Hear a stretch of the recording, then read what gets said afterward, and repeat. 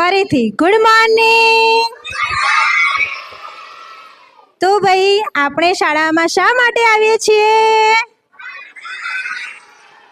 ભણવા માટે. બીજું શાળામાં આવીને શું કરીએ છીએ? રમીએ છીએ. પછી જમીએ છીએ. પછી પાણી પીએ છીએ.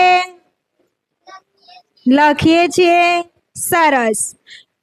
તો આપણે શાળામાં આવ્યા ત્યારે મોટા ભાઈજી બહેનજીને એક પ્રશ્ન કે તમને કંઈક નવીનતા જોવા મળી આ વખતે? કોઈને કંઈ ધ્યાન ગયું હોય કે પહેલા તો શાળામાં આપણે આવતા જ હતા પણ આ વખતે કંઈક નવું જોવા મળ્યું હોય?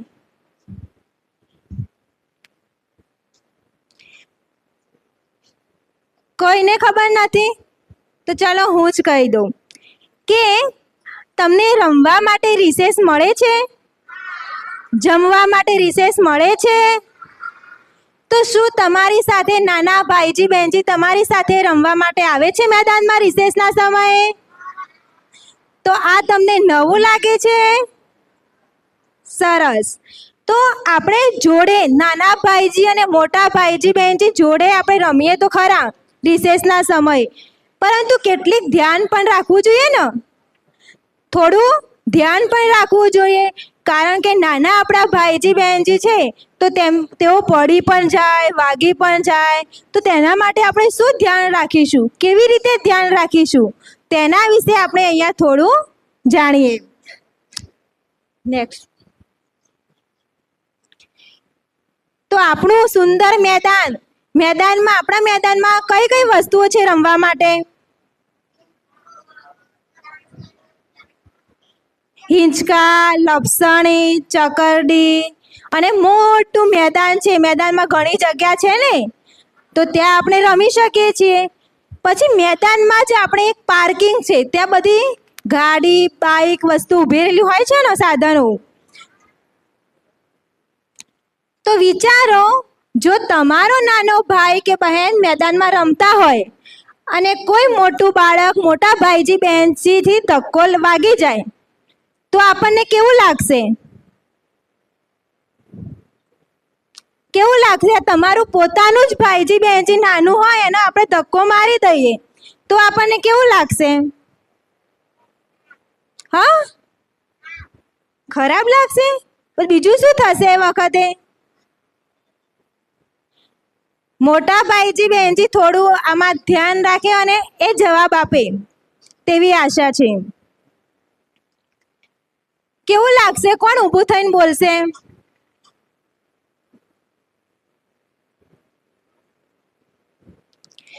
તો આપણને સારું લાગશે નહીં. બોલો કેન બેટાજી.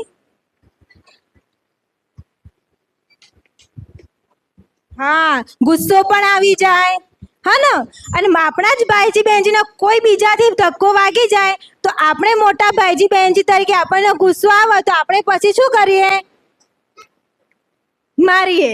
હા ને? મારીએ, ઝઘડો કરીએ, જોરથી બોલીએ. એવું બધું થાય છે કોઈની સાથે? ઘણી વખત બન્યું હશે એવું. હા ને? અને જેને વાગ્યું હોય એને તો શું થાય? એને વધારે વાગી જાય તો લોહી આવે. હા ને? પછી દવાખાને જવું પડે. નેક્સ્ટ. તો શું નાના બાળકોને પણ આનંદથી, ખુશીથી મેદાનમાં રમવાનો હક છે, અધિકાર છે ને? એ પણ રમી શકે ને શાંતિથી. એમને પણ ઈચ્છા હોય કે અમે પણ મોટા ભાઈજી બહેનજીની જેમ અમે પણ રમીએ. પહેલા પણ એક રિસેસના સમયે ક્લાસરૂમમાં જ બેસતા હતા તો તમે મોટા ભાઈજી બહેનજી બહાર મેદાનમાં રમતા હતા તો એમને એવું લાગતું હતું કે અમને પણ કદાચ રમવા બહાર મળતું હોત તો. અને એને ધ્યાનમાં લઈને આપણે એમને પણ રિસેસનો સમય રમવા માટે આપીએ છીએ તો એમને પણ એક મતલબ અધિકાર, એમને ખુશી થવી જોઈએ કે અમે પણ શાંતિથી, આનંદથી રમીએ. તો શું આપણી મજા બીજાના માટે મુશ્કેલી બની જાય તે ગમશે આપણને? આપણી મજા બીજાને માટે મુશ્કેલી બનવી જોઈએ? ના બનવી જોઈએ. હા ને? નેક્સ્ટ. તો એના માટે ઘણું બધું આપણે ધ્યાન રાખવું પડશે. તો સલામતી એ માત્ર શાળાનો નિયમ નથી. તમને એવું લાગતું હશે કે પણ એ ખાલી નિયમો નથી, આપણી આખી શાળાના અને વ્યવસ્થાને જાળવી રાખવા માટેના નિયમ છે. એના જો વ્યવસ્થામાં હશે તો કોઈને વાગશે નહીં. આપણે પણ એકબીજાનું ઘણું બધું ધ્યાન રાખવું પડશે. તો પહેલો છે સન્માન. તો નાના બાળકો પણ આપણા જેવા જ વિદ્યાર્થીઓ છે, આપણા જેવા જ છે ને. એમને પણ 2 હાથ છે, 2 પગ છે, એ પણ માનવ જ છે ને. પણ એમનું શરીર ખાલી કેવું છે? નાનું, અને આપણું શરીર મોટું. તો મારી ખુશી સાથે બીજાની ખુશીનો વિચાર કરવો એ જ સાચું સન્માન છે. આપણે CVMSના ક્લાસમાં દરેક વિષયમાં પણ આપણે કોઈ પણ શિક્ષકજી અથવા શિક્ષિકાજી સમજાવતા હોય છે કે આપણે પોતાનું અને બીજાનું સન્માન કેવી રીતે કરવું. હા ને, ભણો છો કે નહીં? તો સન્માન કેવી રીતે કરવું? તો મેદાનમાં રમતી વખતે પણ સન્માન કેવી રીતે કરવું? તો બીજાને શાંતિપૂર્વક આનંદથી એમના મોજમાં પણ રમવા દઈએ, એમને કોઈ વાગી ના જાય, ધક્કો ના વાગી જાય, એ જ આપણે સલામતી રાખીએ, એ જ એનું સન્માન રાખ્યું કહેવાય. પછી આપણે જ મોટા ભાઈજી બહેનજી એ રીતે રમતા હોય, મસ્તી કરતા હોય, તો પછી નાના ભાઈજી બહેનજી આપણે જોઈને શું શીખશે? એવું જ શીખશે ને. અને એ પણ મોટા થઈને આપણા જેવું જ વર્તન કરશે. આપણને ઝઘડો કરતા, ગુસ્સો કરતા, બોલતા કોને શીખવ્યું? આપણે પણ ક્યારેક કોઈનામાં જોયું હશે ને કે ભાઈ ઝઘડો કરવાથી, કોઈના મારવાથી એ શાંત થઈ જાય છે, એના નીચો દેખાડી શકે છે, અથવા એના સામે આપણે જીતી શકીએ છીએ. એવું તમે જોયું હશે, ત્યારે શીખ્યા ને. પણ એમાંથી આપણે બહાર આવવાનું છે કે બીજા સાથે કેવી રીતે રહેવું.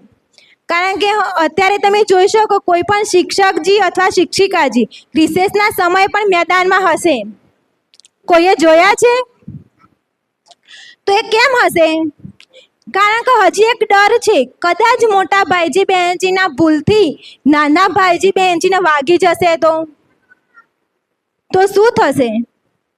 તો એ ડર અમારામાંથી દૂર થાય એના માટે તમારા સહયોગની જરૂર છે. તો શું તમે એ સહયોગ આપવા માટે તૈયાર છો?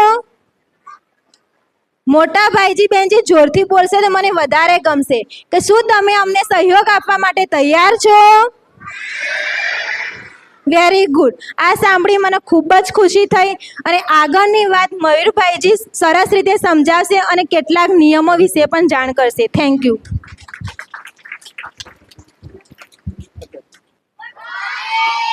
નમસ્કાર. તો બેટા પહેલા તો પ્રશ્ન એ થાય કે આ વસ્તુ પીપીટી આપણે રજૂ કેમ કરવી પડી? કોઈ કહેશે મન? આ જે જવાબદારી બેને જે વાત કરી, આવું કરવું કેમ પડ્યું? જેને આપણે હાથ ઊંચો કરીશું.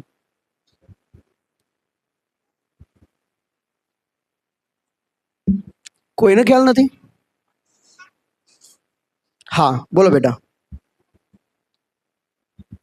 સરસ. બીજું કોઈ? તો 2-3 દિવસ પહેલા એક ઘટના બની હતી, તમને ખ્યાલ છે? એક નાનું બાળક પડી ગયું હતું, એને વાગી ગયું હતું.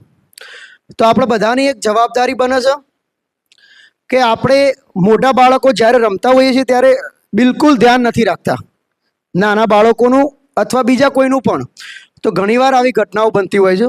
તો અહીંયા છે જવાબદારી. તો જવાબદારી એટલે શું? જવાબદારી એટલે માત્ર પોતાનું કામ કરવું નહીં, પણ આપણા વર્તનથી કોઈને નુકસાન ન થાય તેનું ધ્યાન રાખવું. તો જવાબદારી શું છે? આપણે આપણું કામ વ્યવસ્થિત કરી દઈએ, દરરોજ રેગ્યુલર લેસન આપણે લાવી દઈએ, એ આપણી જવાબદારી છે. એ એકલી આપણી જવાબદારી નથી, સાથે સાથે આપણે નાના બાળકો અને શાળાના દરેક જણનું આપણે ધ્યાન રાખીએ, એ આપણી જવાબદારી છે. નેક્સ્ટ જો અહીંયા લખ્યું છે સહ-અસ્તિત્વ. સહ-અસ્તિત્વ એટલે શું? કોઈ કહેશે મન? બોલો પ્રાચીબેન. સહ-અસ્તિત્વ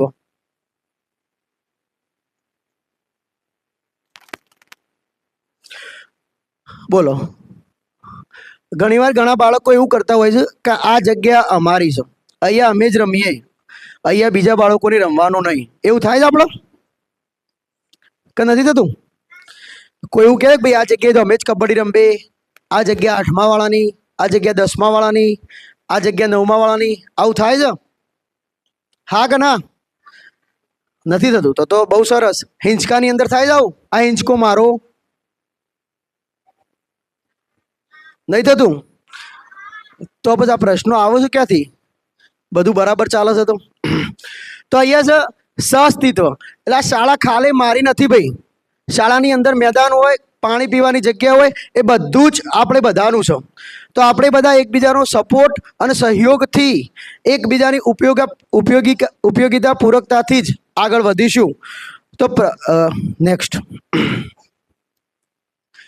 જો આ ઘટના હમણાં બની હતી એના ઉપરથી એક ફોટો બનાવ્યો છે. એકવાર બે મિત્રો ખૂબ ઝડપથી દોડતા હતા. અચાનક તેમની ટક્કર બાલવાટિકાના એક બાળક એનાથી પડી ગયું અને બાલવાટિકાનું એક બાળક એનાથી રડવા લાગ્યું. તેમને સમજાયું કે તેમની મજા બીજાને દુઃખ થયું. તેમણે નક્કી કર્યું કે હવે તેઓ જવાબદારીથી રમશે. તો બેટા ઘણીવાર આવું થતું હોય છે કે આપણે જ્યારે રમવાની કોઈ જ ના નથી, પણ જ્યારે દોડતા હોઈએ છીએ ત્યારે આપણે કોઈ બાળકનું, નાનાનું કોઈનું ધ્યાન રાખતા નથી.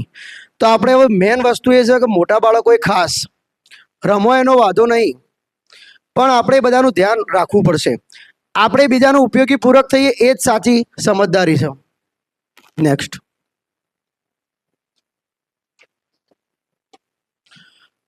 મોટો થવાનો અર્થ.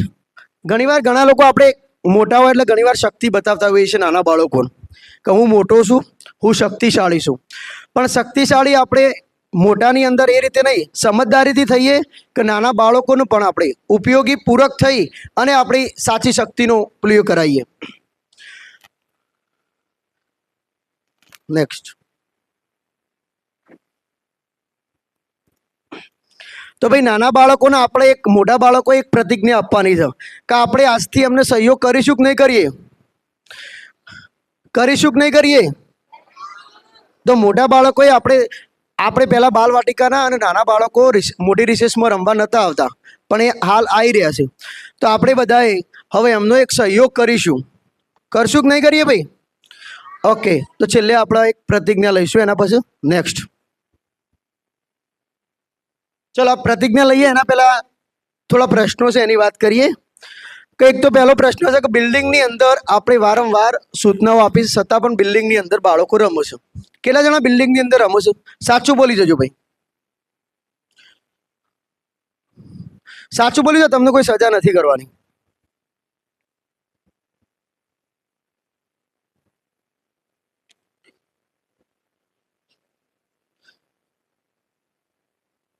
ઓકે, તો આજથી આપણે બધાએ બિલ્ડિંગની અંદર નહીં રમીએ, રમીશું ક્યાં રમીશું ભાઈ?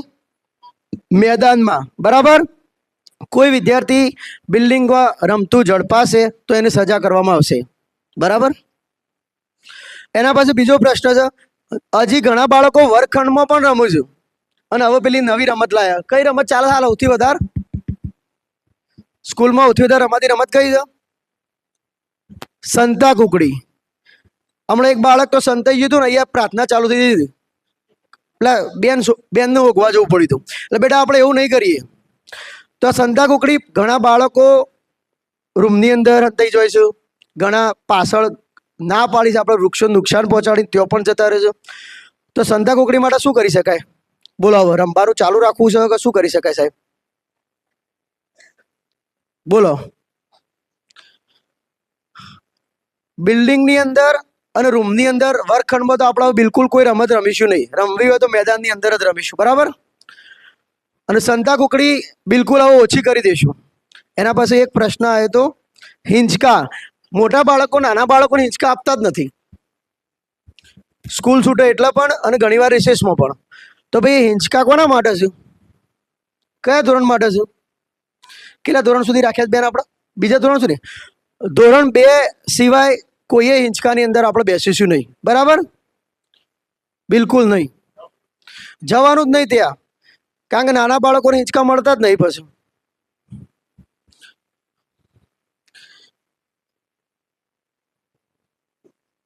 સમયની હજી મર્યાદા છે એટલે આપણે ટૂંકમાં પૂરું કરીએ છીએ.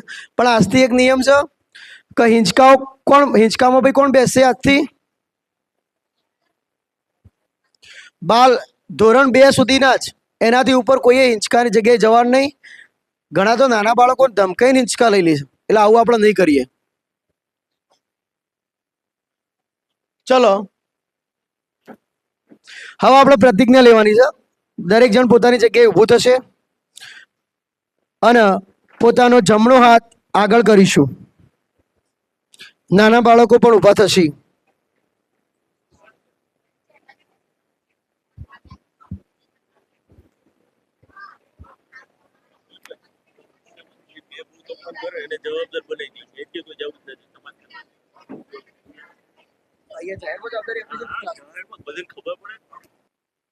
જમણો હાથ આગળ. હું બોલીશ એમ સાથે તમે પણ બોલશો. હું રિસેસ દરમિયાન અનાવશ્યક દોડાદોડી નહીં કરું. નાના બાળકોની સલામતીનું પૂરતું ધ્યાન રાખીશ. કોઈ બાળક પડી જાય તો તેને તરત મદદ કરીશ. શાળાના દરેક વિદ્યાર્થીઓને મારા પરિવારના સભ્ય જેવું માન આપીશ. મારી મજા બીજાને ક્યારેય નુકસાન નહીં પહોંચાડું. નેક્સ્ટ. ઓકે, બેસો.